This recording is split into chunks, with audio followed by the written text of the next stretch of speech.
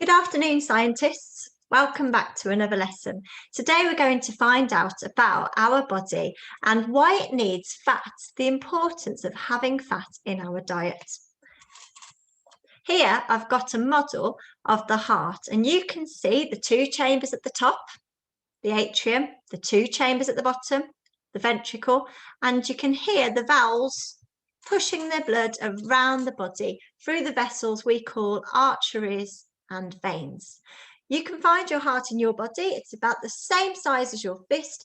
It's slightly off-centered, just the way this model shows, and tucked behind your lungs. The blood is a very important delivery service. Think about a canal and a canal boat travelling along, carrying timber or equipment to the next stop. Well, your heart and blood is very similar. Actually, the heart is the force that pushes the blood around your body, and the blood carries nutrients and oxygen to every part of your body to keep you nice and healthy. As well as delivering this goodness, it also collects carbon dioxide, a waste product that we do not want in our bodies. The blood will collect the carbon dioxide, and it will take it back to your lungs, and when you exhale, you breathe out comes the carbon dioxide. So the blood has a very important job, and it's also really important that these valves control the blood and make sure it continues in one direction.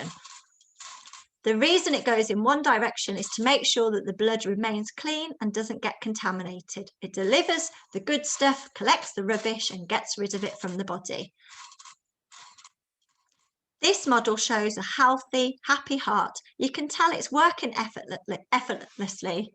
Get my words out in a minute, because the blood is moving through the veins and the arteries in one direction, and it's traveling nice and easily. Even down here, you can see all the twists and the turns.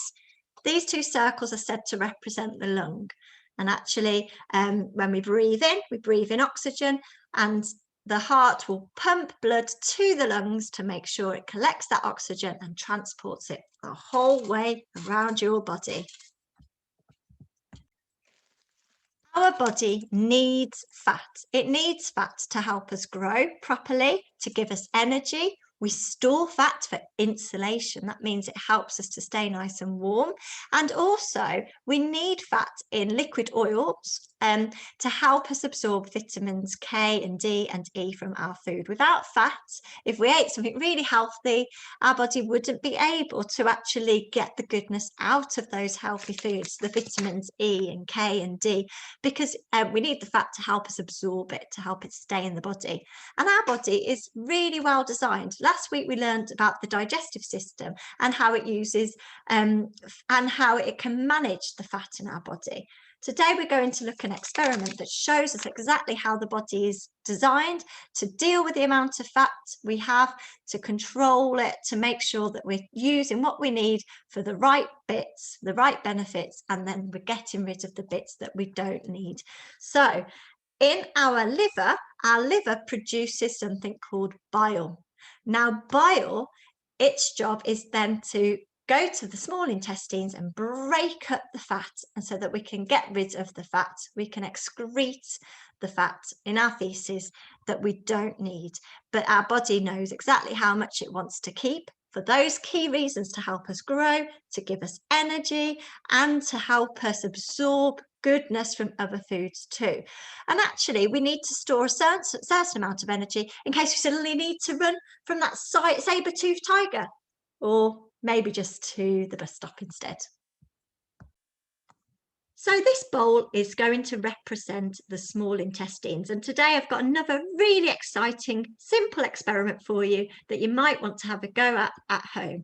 So this bowl represents our small intestines. Our liver produces bile, which it sends to the small intestines to help us break up fat and get rid of the excess fat that we don't need. Our body is designed for managing a certain amount of fat.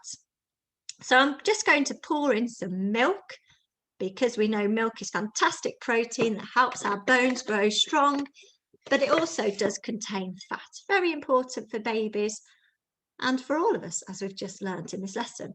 So in this bowl of milk, it doesn't matter whether it's full fats or semi-skimmed, I'm just going to place some food colouring. I've got a little drop of red here. Love my little bit of red here. A little bit of red here.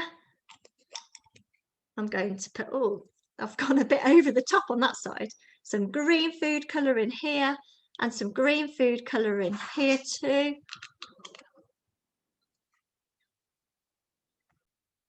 Okay, so all I've done is I've got the milk in the small intestines, I've added some food colouring, and let's see what happens now when I add some bile. Of course, the liver makes bile in our bodies and I haven't got any real bile to hand. However, did you know that there's a chemical we put in hand soap, which is very similar to the chemical in bile, or the same in fact. So I'm going to put a squidge of just hand soap onto this cotton ball, and I'm going to place the cotton ball into the small intestines now. Watch what happens when we do. Straight away, you can see all the food colouring swirling around. This is showing us, this rapid movement is proving to us that the bile is breaking down the fats, just like the bile in our small intestines breaks down the fat. It's breaking it down so that our body can excrete it and get rid of it in the feces. So fantastic, children. What have you learnt today? You've learnt that we do need fat in our body because it helps us grow, it helps gives us energy, we store fat for insulation to help us keep warm, and also it helps us absorb important vitamins from other foods. But we've also learnt that our body is very well designed to manage the fat in our body. It takes what it needs for all those purposes we've just learnt about, and the rest of it will break up and excrete or get rid of from our body. So your activity now is simply to write up what you've seen, what you've learned in your own words. Explain what you've learned from today's lesson, why fat is important, how the body manages the fat in our body. Tomorrow's lesson, we're going to look at what happens when we have too much of a good thing, and we're all guilty of it, children.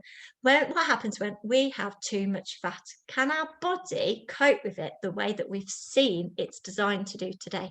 Looking forward to tomorrow's lesson.